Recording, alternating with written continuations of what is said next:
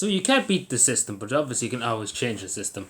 But this is the problem we have with the system in this country, is that the system is well established and it's there for donkey's years. So basically the same party, but it's the same two parties, Fianna Fáil and Fine Gael, basically they're one and the same. There's very little difference in between the two of them compared to maybe 100 years ago or so.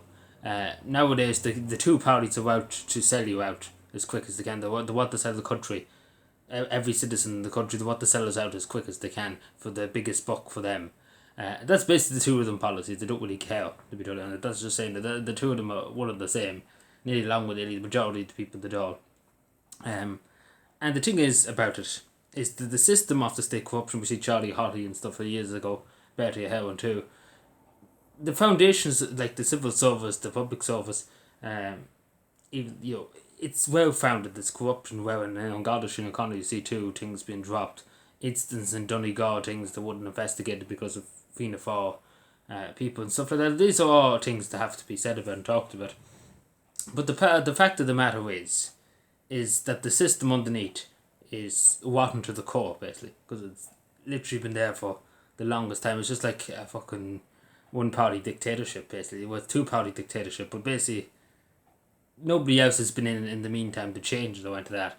And obviously, regardless of a new party who entered and got in the morning, it's going to take a hell of an effort to redo the foundations of a state, basically, because it's been there for that long.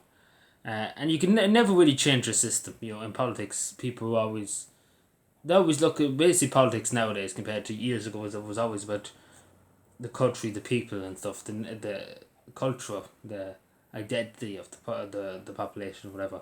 Nowadays, as you see in this country, it's just about selling us out. Like the government in this country, particularly compared to any other country in the European Union or any country in the world, the Irish government have sold us out something fierce the last 50 years.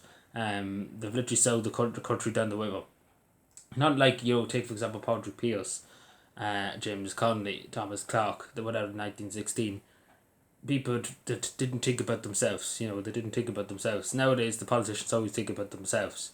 And what's in it for them, the big bonuses for them, the big money bonuses, yachts and houses and stuff, the big, expenses and all that. They only think about themselves and never think about what's best for the country.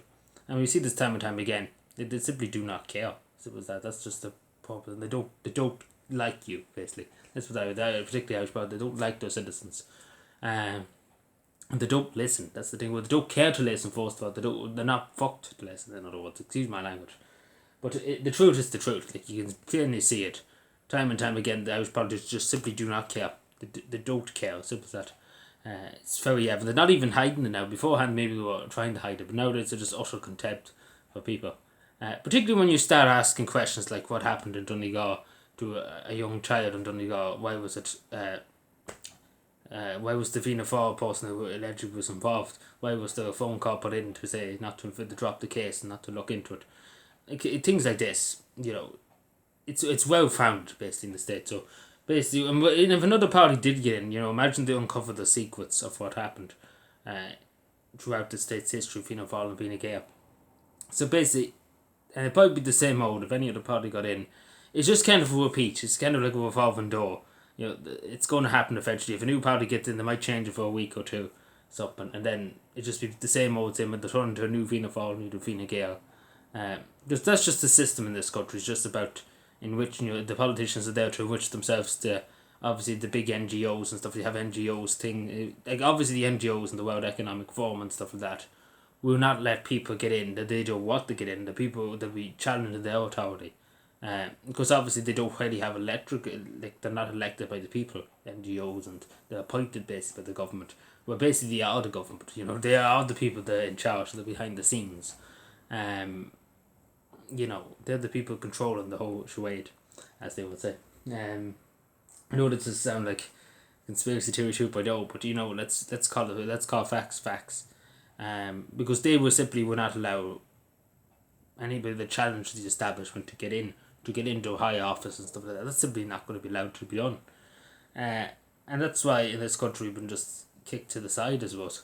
And even with Sinn Féin too, you have to question them too, because some of the policies too, they might as well be Fianna Fáil and Fine Gael, to be totally honest at this stage.